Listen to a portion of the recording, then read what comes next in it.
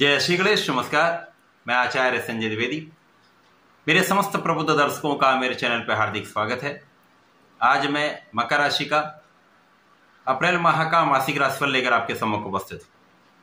अप्रैल माह में जो ग्रहों की स्थितियां हैं, जो ग्रहों के परिवर्तन होंगे, वो मकर राशि के जातकों के लिए किस प्रकार से प्रभावी हो रहे हैं, किस प्रकार से लाभ दे सकते हैं, कौन सा भाव यहाँ पर प्रबल होने वाला है अथवा कहाँ पर समस्या आ सकती है, उसका क्या निराकरण है, संपूर्ण विश्लेषण मैं पूर्ण तरीके के साथ करने जा। प्रिय दर्शकों, ये राशिफल आपके चंद्र राशि पर आधारित है। मकर राशि शनिदेव की राशि है। यदि हम अवलोकन करें तो मकर राशि के लिए प्रारंभिक समय में जो ग्रहों की स्थितियां वो इस प्रकार होंगी। आपके द्वितीय भाव में स्वयं शनिदेव अत्यंत प्रबल अवस्था में गोचर कर रहे हैं, जहां पर मंगल भी होंगे। तृतीय भाव में त्रिग्रही योग होगा, जहां पर राहु, सूर्य तथा शुक्राचार्य होंगे। चतुर्थ भाव केंद्र का भाव है, जहां पर मेष राशि में गुरुदेव बृहस्पति का गोचर चल रहा है, यहां पर बुध भी होंगे। इसी प्रकार से नवम भाव में केतु का गोचर होगा तथा द्वादश भाव में प्रारंभिक समय में चंद्रमा होंगे। 2 अप्रैल को बुध जो चतुर्थ भाव में गोचर कर रहे हैं, वहां से वो वक्री अवस्था में आएंगे। 9 अप्रैल को मीन राशि में प्रवेश कर जाएंगे। यहाँ पर पूरा माह रहने वाले हैं, परंतु 25 अप्रैल को ये पुनः मार्गी हो जाएंगे। 13 अप्रैल को सूर्यदेव का राशि परिवर्तन तृतीय भाव से चतुर्थ भाव में हो जाएगा, जो अत्यंत प्रबल स्थिति बनाता है, क्योंकि ये राहु के प्रभाव से मुक्त हो जाएंगे। 23 अप्रैल को मंगल अपनी राशि का परिवर्तन करेंगे तथा तृतीय भाव में गोचर करेंगे। इस माह में अंतिम परिवर्तन शुक्राचार्य का होगा, जो कि 25 अप्रैल को तृतीय भाव से निकलकर चतुर्थ भाव में आ जाएंगे, जहां पर सूर्य, गुरु और शुक्राचार्य का एक त्रिग्रही योग का निर्माण केंद्र के भाव में। अत्यंत प्रबल स्थितियां बन रही हैं। इस माह में कई बड़े राजयोगों का निर्माण हो रहा है, परंतु कुछ समस्याग्रस्त योग भी बन रहे हैं, क्योंकि इस माह में 4 प्रमुख ग्रह राहु के प्रभाव में रहेंगे, जिनके कारण कुछ दोष भी उत्पन्न होंगे, कुछ समस्याएं भी आ सकती हैं। यहाँ पर प्रारंभिक समय से सूर्य और शुक्राचार्य राहु के प्रभाव में होंगे। इसके पश्चात बुध भी जाएंगे, बुध भी जड़ दोष में आएंगे। इसी प्रकार से जब मंगल का गोचर तृतीय भाव में आरंभ होगा तो मंगल यहाँ पर अंगारक दोष में जाएंगे। परंतु बहुत कुछ स्थितियां ऐसी बन रही हैं कि इन समस्याओं के साथ ही इस माह में अत्यंत प्रगति का, लाभ का योग भी बन रहा है, क्योंकि इस माह में आपकी लग्न अत्यंत प्रबल रहने वाली है। लग्न की स्थिति अत्यंत प्रबल है, जो शशि नामक राजयोग में शनिदेव गोचर कर रहे हैं। ये अत्यंत प्रबल योग धन भाव में बन रहा है, जहां पर मंगल भी होंगे। अब यहाँ पर यदि अवलोकन करें, मंगल यहाँ पर आपके लाभ के स्वामी, चतुर्थ के स्वामी, तो लाभेश सुखेश का गोचर साथ में चल रहा है। अब यहाँ पर लग्नेश धनेश का लाभेश और सुखेश के साथ गोचर, ये इस माह में आपको सर्वाधिक लाभ देने वाला है। इस माह में भाग्य भी प्रबल होगा, यदा कदा कुछ समस्याएं आएंगी, परंतु लाभ आपका अत्यंत श्रेष्ठ रहने वाला है। धन की मात्रा विशिष्ट रूप से बढ़ने वाली, आपकी कार्यक्षेत्र की प्रबलता आपको प्राप्त हो। यहां पर शनि और मंगल का प्रभाव निश्चित रूप से धन को महाधन में परिवर्तित करने जा रहा है, क्योंकि बड़ी मात्रा में आप धन यहां पर अर्जित करने जा रहे हैं। परिवार का सहयोग मिलेगा, परिवार में वृद्धि का भी योग है, पारिवारिक संपत्ति से भी आपको लाभ मिलेगा। इसी प्रकार से यहाँ पर सुख भाव पर शनि और मंगल का संयुक्त प्रभाव इस भाव के प्रभाव को कई गुना बढ़ाने वाला है। माता पिता से कुछ दूरी हो सकती है, माता पिता से कुछ दूरी संभव है, परंतु सुखों में वृद्धि निश्चित है। आपके संपूर्ण स्वास्थ्य की सुरक्षा हो रही है, आपके आयु की संपूर्ण रक्षा हो रही है। अब यहां पर शनिदेव का प्रभाव आपके लाभ भाव पर भी है और लाभ के स्वामी साथ में है, तो निश्चित रूप से समय आपके धन की वृद्धि का संपूर्ण लाभ आप लेने वाले हैं। यहाँ पर आपके ज्ञान का संपूर्ण लाभ आप लेने वाले, आपके परिश्रम का संपूर्ण लाभ आप लेने वाले। तो यहाँ पर निश्चित रूप से सर्वश्रेष्ठ आपका कार्यक्षेत्र रहने वाला है। कार्यक्षेत्र में विशिष्टता आ जाएगी, क्योंकि यहाँ पर गुरु और बुध का प्रारंभिक समय से ही प्रभाव आपके कार्यक्षेत्र पर है। अब गुरु ज्ञान के कारक हैं, धैर्य के कारक हैं, बुध बुद्धि के कारक हैं, वाणी के कारक। कार्यक्षेत्र में प्रगति के लिए इनका होना अत्यंत आवश्यक है। ज्ञान भी है आपके पास, धैर्य भी है, विवेक भी है, साथ में आपके बुद्धि का बल अत्यंत श्रेष्ठ है। यहाँ पर आपका कैलकुलेशन अत्यंत श्रेष्ठ रहने वाला, बहुत सोच विचार कर गणनाएं करके आप कार्य करने वाले, जिसके कारण आपका कार्य क्षेत्र आपको संपूर्ण लाभ देगा।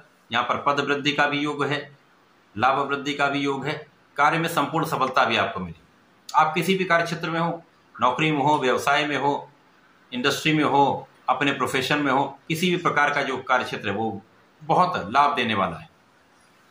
विशेष रूप से जो लोग वाणी से संबंधित, ज्ञान से संबंधित कार्य करते हैं, उनकी बड़ी उन्नति का यहाँ पर योग। वैसे भी बुध का तो सभी क्षेत्रों में अपना संपूर्ण प्रभाव होता है, तो चाहे वो व्यापार का क्षेत्र हो, वहां पर भी आपको विशिष्ट लाभ मिले, लोगों का सहयोग प्राप्त हो। यहां पर आपके जीवन साथी के साथ सामंजस्य भी अच्छा रहेगा। पारिवारिक भाव भी प्रबल होगा। यदि आप साझेदारी में कार्य करते हैं तो गुरु और बुध का संयुक्त प्रभाव यहाँ पर आपके स्वभाव को प्रबल करने वाला है, लग्न को भी प्रबलता देने वाला, क्योंकि गुरु का चतुर्थ दशम का संबंध लग्न से बन रहा है। शनि अत्यंत प्रबल अवस्था में है, तो यहाँ पर निश्चित रूप से आपके धैर्य में वृद्धि हो जाएगी, आपके ज्ञान में वृद्धि हो जाएगी, आपकी क्षमता में वृद्धि हो जाएगी, तो आप बहुत विवेकशील रहें, आपका प्रभाव बढ़ जाएगा। तो ये अत्यंत श्रेष्ठ समय है। त्रिग्रही योग का निर्माण तृतीय भाव में होकर आपके भाग्य को देख रहा है। यहाँ पर सूर्य और शुक्र का प्रभाव निश्चित रूप से भाग्य को जागृत करने वाला है, क्योंकि यहाँ पर यदि हम अवलोकन करें तो बुध की ही राशि, तो बुध यहाँ पर अत्यंत प्रबल अवस्था में है, तो यहाँ पर आपको भाग्य का साथ मिलेगा। परंतु यदा कदा जब सूर्य ग्रहण में होंगे तथा शुक्राचार्य के साथ राहु का भ्रमित योग बनेगा, तो यहाँ पर कुछ समस्या आ सकती है, परंतु तृतीय भाव का राहु भी अच्छा फल देता है। तो यहाँ निश्चित रूप से राहु का प्रभाव आपके जीवन साथी के भाव को कहीं ना कहीं समस्याग्रस्त करेगा, परंतु लाभ को बढ़ाने वाला है, आपके भाग्य में वृद्धि करने वाला है। बुध जब परिवर्तित होकर 9 अप्रैल को आपके तृतीय भाव में पहुंचेंगे, तो यहाँ पर चतुर्ग्रही योग बन जाएगा। सूर्य, शुक्र और बुध संयुक्त रूप से होंगे, राहु के प्रभाव में होंगे, तो ग्रहण दोष का प्रभाव भी मिलेगा, बुध जड़ दोष में भी जाएंगे, परंतु बुधादित्य योग का लाभ भी मिलेगा। अब ये मीन राशि है, मीन राशि गुरुदेव बृहस्पति की राशि, जिनकी स्थिति अत्यंत प्रबल है, तो यहाँ पर जब तक ये पूर्ण रूप से राहु के दोष में नहीं आएंगे, तब तक सूर्य बुध का निश्चित रूप से प्रभाव आपके भाग्य को महाप्रबल करने वाला है। शुक्र और बुध का जो योग बन रहा है, आपको धन की वृद्धि कर रहा है, आप में सौम्यता भी बढ़ा रहा है, आपके ज्ञान को भी बढ़ा रहा है, क्योंकि यहाँ पर कार्यक्षेत्र के स्वामी शुक्राचार्य, तो कार्यक्षेत्र बड़ी मात्रा में आपको लाभ देने वाला। परंतु जैसे जैसे ये दोष में आएंगे, जड़ दोष में आएंगे, ग्रहण दोष में आएंगे, शुक्राचार्य भी पीड़ित होंगे, उन भावों में निर्बलता आ जाएगी। भाग्य में निर्बलता कुछ आ सकती है जब तक बुध यहाँ पर पीड़ित रहेंगे।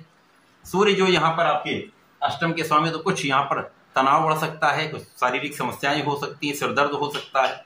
इसी प्रकार से जब शुक्राचार्य आएंगे तो कार्य क्षेत्र में कुछ भ्रम की स्थिति के कारण तनाव आएगा, निश्चित ऐसा समस्या आ सकती है। परंतु यहाँ लग्न प्रबल है, तो बहुत सारी समस्याएं अपने आप कम हो जाती। गुरुदेव की स्थिति अत्यंत प्रबल है, तो यहाँ पर भी बहुत बैलेंस हुआ। अब जब सूर्यदेव गुरुदेव के साथ चतुर्थ भाव में गोचर करना प्रारंभ करेंगे, 13 अप्रैल से ये हो जाएगा, तो यहाँ पर सूर्य गुरु का महायोग बनेगा, क्योंकि दोनों मित्र के भाव में है और मित्र की राशि में दोनों होंगे। केंद्र के भाव में जहां पर समस्त ग्रहों का प्रभाव अत्यंत श्रेष्ठ होता है, तो यहाँ पर आपका कार्यक्षेत्र तो महाबलशाली हो जाएगा, पद का लाभ मिलेगा, सम्मान का भी योग बनेगा, कार्यक्षेत्र में सम्मान भी आपको मिलेगा, तथा यहाँ पर लग्न अत्यंत श्रेष्ठ आपको लाभ देने वाली, क्योंकि यहाँ पर बहुत नेतृत्व, क्योंकि यहाँ पर आपके नेतृत्व की क्षमता अत्यंत श्रेष्ठ रहने वाली। इसके साथ ही साथ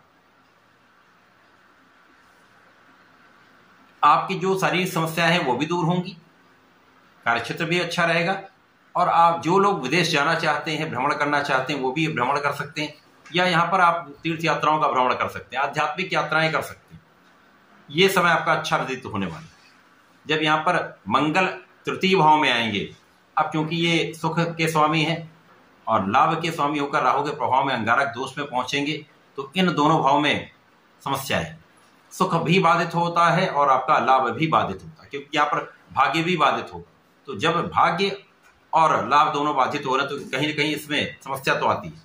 तो जितने परिश्रम के बाद आप एक्सपेक्ट करते हैं, आप आशा करते हैं इतना मुझे लाभ मिलेगा, उतना लाभ नहीं मिलता है। इसी प्रकार से जितना सुख आपके पास है, उनके होते हुए भी कहीं ना कहीं सुखों के उपभोग में आप उनको यूज नहीं कर पाते, सुख सुविधाओं का आप उपयोग नहीं कर पाते, तो ये समस्या करता है। माता पिता के स्वास्थ्य में कुछ निर्बलता आ सकती है। इस समय जो लोग ऋण लेने का प्रयास करेंगे तो आपके ऋण की प्राप्ति में आपको सहयोग मिलेगा। शासन सत्ता का भी संपूर्ण सहयोग मिलेगा। यदि शासन प्रशासन से संबंधित कोई कार्य आपका अवरुद्ध हो गया था तो वहां पर किसी प्रकार से यन के प्रकार आपका कार्य बन सकता है। परंतु यहां पर आपको किसी को धन उधार नहीं देना, क्योंकि धन यदि गया तो वापस नहीं आएगा, इसके कारण विवाद हो सकता है। तो यहां पर आपको बचना हो। भाग्य पर मंगल का संयुक्त प्रभाव बुध और राहु के साथ बहुत बड़ा लाभ नहीं देने, क्योंकि दोनों बाधित है। परंतु यहां पर कार्यक्षेत्र पर भी दृष्टि का प्रभाव है। तो कार्यक्षेत्र में आप परिश्रम करते रहे, तो जब आप परिश्रम करते रहते तो कहीं ना कहीं उसका लाभ आपको मिलता रहता है। अंत में यहां पर जो आखिरी परिवर्तन है, अंतिम परिवर्तन शुक्राचार्य का, शुक्राचार्य आपके चतुर्थ भाव में आ जाए तो यहां पर त्रिग्रही योग बन जाएगा। सूर्य, शुक्र और गुरुदेव बृहस्पति होंगे। अब यहां पर आपका कार्य तो टॉप पर पहुंचने वाला है, शीर्ष पर पहुंचेगा, क्योंकि यहां पर शुक्राचार्य ही कार्यक्षेत्र के स्वामी। त्रिग्रही योग का निर्माण जहां पर सूर्य भी हैं, गुरु भी हैं। अचानक ऐसी कुछ स्थितियां बनेगी कि आपको पद वृद्धि हो सकती है, धन वृद्धि हो सकती है, लाभ वृद्धि हो सकती है। आपके कार्यक्षेत्र में निश्चित रूप से बड़ी प्रबलता आने, भाग्य के कम साथ देने के बाद भी आप बड़ा लाभ लें। यहां पर ज्ञान भी आपका बढ़ेगा। यहां पर आप ज्ञान का संपूर्ण उपयोग करने वाले, अपने धैर्य का संपूर्ण लाभ लेने वाले, जिसके कारण आपको दीर्घकालीन बहुत बड़ा लाभ मिलने है। तो ये अप्रैल माह आपके लिए अच्छा है। कुछ जगह आपको ध्यान देने की आवश्यकता है। गलत निर्णय लेने से बचना होगा, जल्दीबाजी में निर्णय लेने से बचना होगा, क्रोध पर नियंत्रण रखना होगा। इस पूरे माह में आपको संकट मोचन के शरण में रहना चाहिए। प्रत्येक शनिवार को भगवान संकट मोचन के चरणों में लाल पुष्प का अर्पण करना चाहिए। ओम हम हनुमताय नमः का कम से कम 21 बार जप करना चाहिए। गणपति महाराज के चरणों में रहकर गणपति श्रोतम का पाठ कर लेना चाहिए। तो ये आपके संकट दूर हो जाएंगे, कष्ट दूर हो जाएंगे, लाभ वृद्धि हो जाएगी। तो ऐसा करके समय का लाभ लें। धन्यवाद, नमस्कार।